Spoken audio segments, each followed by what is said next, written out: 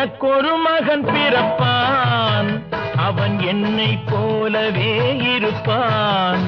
தனக்கொரு பாதையை வகுக்காமல் என் தலைவன் வழியிலே நடப்பான்.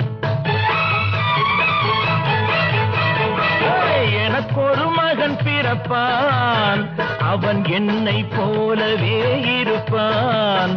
தனக்கொரு பாதையை வகுக்காமல் என் தலைவன் வழியிலே நடப்பான்.